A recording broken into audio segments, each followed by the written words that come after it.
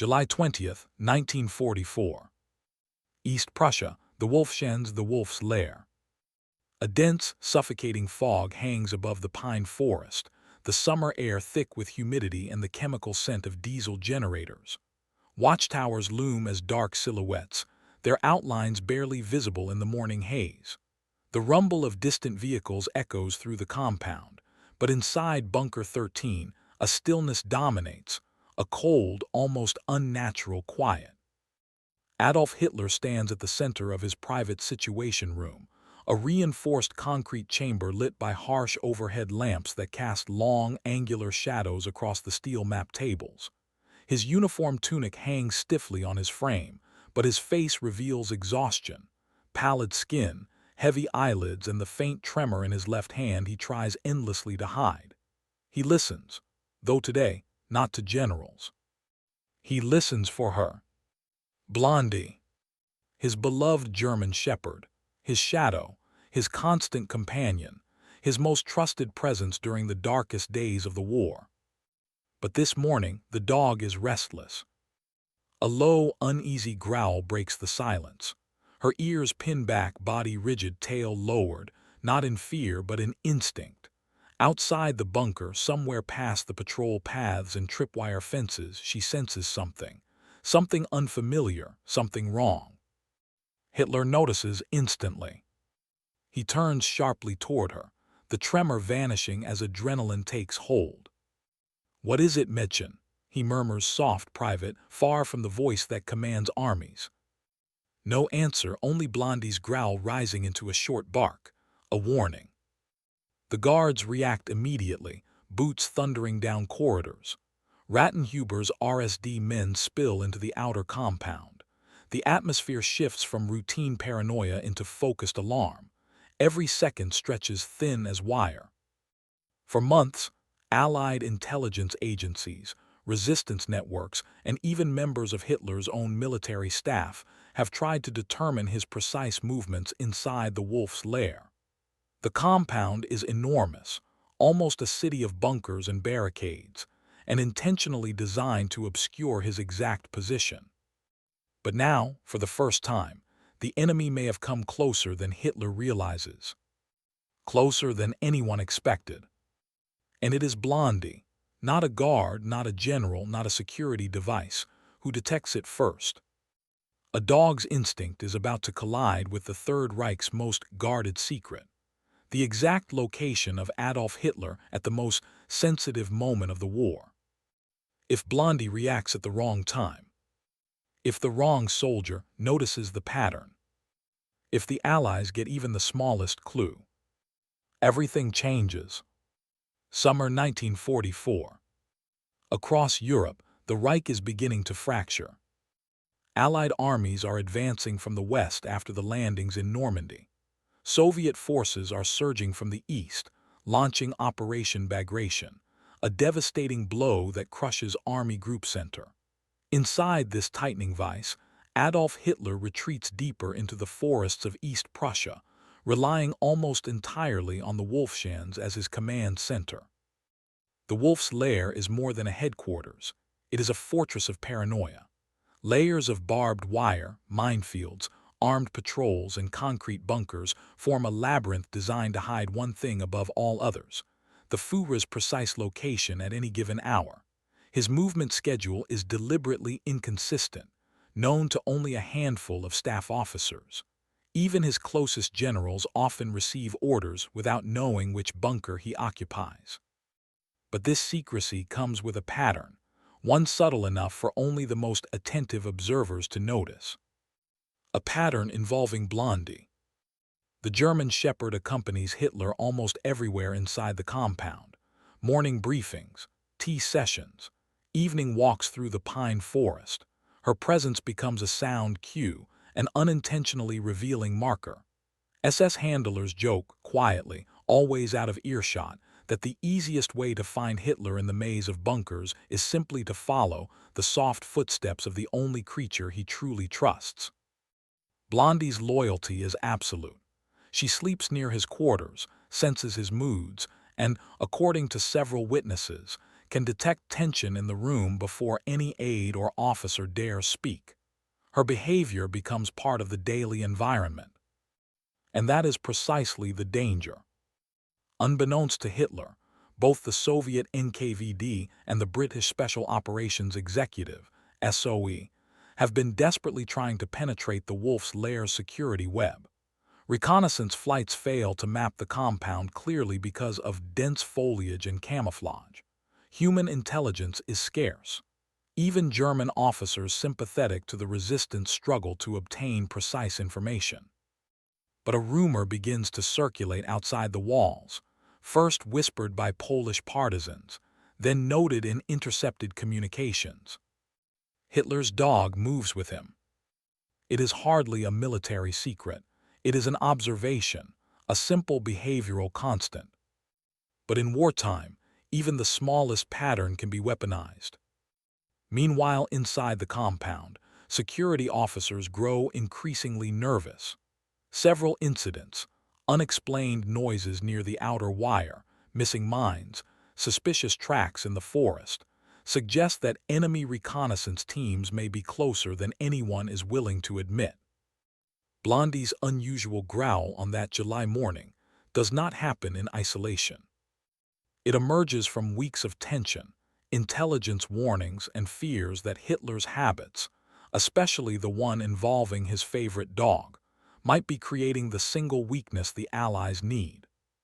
July 20th, 1944, 12:40 p.m. Inside the conference barracks adjacent to Bunker 13, Hitler prepares to meet his senior officers.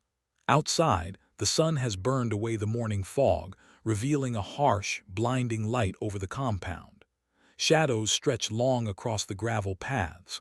Armed escorts adjust their caps. Everyone waits for the Führer's arrival. Blondi, as always, walks at his heel. But she hesitates. A sudden stiffness grips her body. She stops mid-stride, hackles raised, head snapping toward a cluster of trees just beyond the security perimeter. A low, guttural growl vibrates from her throat, different from her usual alerts, more focused, more urgent. Hitler notices immediately. He tightens his grip on the dog's leash, eyes narrowing. RSD Chief Johann Rattenhuber steps forward. "Mein Führer," he warns, "the dog seems to sense something. We should sweep the perimeter again." Hitler's lips thin. He does not dismiss the idea. He never ignores Blondi's instincts. Witnesses later report he said quietly, almost to himself, "She hears what we cannot." The guards fan out instantly, sweeping rifles toward the tree line. And in that tense silence comes the most dangerous moment of all. Unseen by the guards, an infiltrator, likely a Polish Home Army scout operating dangerously close to the Wolf's Lair, lies hidden under the brush. He is close enough to hear footsteps, close enough to see the dog turn her head toward him, close enough that if Blondi barks again, if she pulls toward the sound, he will be discovered. More importantly, Hitler's exact location would be revealed. Because if the dog is here, Hitler is here. Inside the barracks, Colonel Claus von Stauffenberg places his briefcase on the floor, his assassination attempt already in motion. The timing is razor-thin, measured in heartbeats. And now, everything threatens to unravel because of a single German shepherd's instinct. Outside, the hidden scout remains frozen. He dares not move, dares not breathe. One shift of weight, one snapped twig, and the guards will descend upon him. Blondi's growl deepens. Her attention locks onto the exact patch of shadows where he hides. Hitler kneels, one of the few people she allows near her in such moments, and places a hand on her neck. "Ruhig, Blondi," he whispers. "Calm. Quiet." For 5 agonizing seconds, the entire compound hangs on the dog's reaction. Then, perhaps sensing Hitler's command, or perhaps losing the scent, Blondi's ears lower. The growl fades. She steps back toward him, tension dissolving just enough for Rattenhuber to signal the all-clear. The scout remains undiscovered. Hitler proceeds to the meeting. and the world shifts toward catastrophe. The explosion comes at 12:42 p.m. A violent shockwave tears through the conference room, blowing out windows, splintering beams, and throwing officers to the ground. Dust, smoke, and the acidic smell of burning insulation fill the air. Shouts echo through the barricaded compound. Boots thunder. Radios crackle. Panic surges. Outside, Blondi erupts into frantic barking. Hitler's guards sprint toward the barracks, weapons raised, expecting airborne attack, sabotage, or breach. The blast is strong enough to register as an artillery strike. No one knows yet that a bomb, Stauffenberg's bomb, has detonated only feet from the Führer. Blondi pulls violently against her leash, dragging the SS handler toward the shattered building. Her barking becomes rapid, almost desperate, as if trying to find the one human she never allows out of her sight. Inside the wreckage, Hitler emerges staggering from the dust cloud. His right arm hangs limp, uniform shredded, eardrums ringing.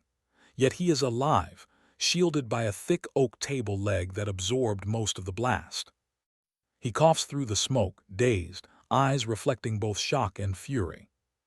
The word escapes his mouth as a rasp. Verrat. Treason. Minutes later, Blondi reaches him. Witnesses say she whines, circling him, nudging his legs as if checking for injuries. Hitler kneels instinctively, pressing a shaking hand to her neck. In that moment, one almost unseen amid the chaos, the Führer appears more shaken by her distress than by the near-fatal attack itself. But security officers see something else. Blondi's earlier warning suddenly takes on chilling meaning. Rattenhuber orders an immediate lockdown, all gates sealed, all personnel questioned, patrols doubled, reports gathered. The mysterious disturbance Blondi detected that morning is now treated as potential coordinated activity. Rumors flashed through the Wolf's Lair. An infiltrator was near the wire. The dog sensed someone. They knew exactly when Hitler would arrive. By evening, the Gestapo sweeps through East Prussia, arresting anyone suspected of resistance activity. The Polish Home Army scout, the man whose discovery Blondi nearly triggered, vanishes into the forest. He realizes just how close he came to exposing Hitler's position. Intelligence officers later write in their wartime diaries that the dog nearly compromised the entire operation. Meanwhile, Hitler's reaction grows darker. He believes fate and loyalty have spared him. He grips Blondi's fur with a trembling hand and mutters to his aides that she sensed danger before any of you did. Her instinct becomes a symbol to him, a sign, a warning, a justification for what will follow. The assassination attempt at the Wolf's Lair on July 20, 1944, the infamous 20 July plot, would become one of the most studied resistance operations of the Second World War. Yet, for Adolf Hitler, its near success carries an unexpected dimension: the role of Blondi, his German shepherd, in potentially revealing his location. Historians note that the success or failure of covert operations often hinges on unpredictable human, or in this case, animal, factors. Blondi's instinct, as innocuous as a growl or pause, could have inadvertently signaled Hitler's position to enemy operatives lurking near the perimeter. Had she reacted differently, the consequences might have been catastrophic. The Allies or Polish resistance scouts could have identified the Führer's exact coordinates, potentially shortening the war by months or even years. In the aftermath, Hitler becomes increasingly paranoid. Diaries and witness accounts suggest he interprets Blondi's warnings as proof that loyalty, vigilance, and instinct surpass human comprehension. He orders heightened security, tighter patrol schedules, and new restrictions around the dog's routines, decisions that ripple throughout the Reich's command hierarchy. Every staff member begins to understand that a single dog's behavior can hold monumental strategic significance. Beyond the immediate sphere of the Wolf's Lair, Blondi's near role in the plot highlights a deeper truth of wartime intelligence. The smallest, seemingly trivial details can become decisive. In military history, analysts cite this incident when discussing the human-animal variable, how non-human elements, whether a dog, a horse, or even a pigeon, can influence battlefield outcomes in ways modern commanders rarely anticipate. Moreover, the 20 July plot itself becomes a turning point psychologically within the German officer corps. Many realize that Hitler is not invulnerable. Even though he survives physically, the fear of exposure, now magnified by the knowledge that an animal could betray him, further isolates him from those around him. Trust erodes. Decisions become more erratic. The Führer grows increasingly detached from operational realities, relying on a rigid, almost ritualized routine that ironically makes him more predictable, not less. Modern historians reflect on this juxtaposition. Blondi's loyalty saves Hitler, yet also reinforces the patterns that make him a target for the next wave of attacks. The dog's simple instincts intersect with the grand narrative of war, demonstrating that history often turns on both the monumental and the minute, the sweeping strategies of generals, and the growls of a single German shepherd. Blondi's near exposure of Hitler's location serves as a poignant reminder. In war, even the smallest actor can influence the course of history. And in the shadowed forests of East Prussia, a dog's intuition almost reshaped the fate of Europe. In the end, history remembers Hitler for the grand strategies, the battles lost and won, the conspiracies within his own ranks. Yet in the shadow of the wolf's lair, the story of Blondi offers a quieter, almost poetic insight into the unpredictable forces that shape war. A dog's loyalty, a growl, a pause, a subtle shift in posture, becomes more than instinct. It becomes a line between survival and catastrophe. On July 20th, 1944, Blondi's keen senses act as an invisible shield, alerting her master to unseen danger and unintentionally safeguarding the nerve center of the Third Reich. In those moments, human strategy and animal instinct intersect, revealing that even the most meticulous plans are vulnerable to the unforeseen. For Hitler, Blondi represents both comfort and caution, a companion whose instincts surpass those of trained officers. For historians, she embodies the small, often overlooked variables that can alter the course of events. Her presence reminds us that history is not only written by generals and statesmen, but sometimes by the quiet, silent actors, unassuming yet decisive, who move unnoticed in the margins. As we study the 20 July plot, we see a paradox. The war's trajectory nearly shifted not solely through human agency, but also through a dog's intuition.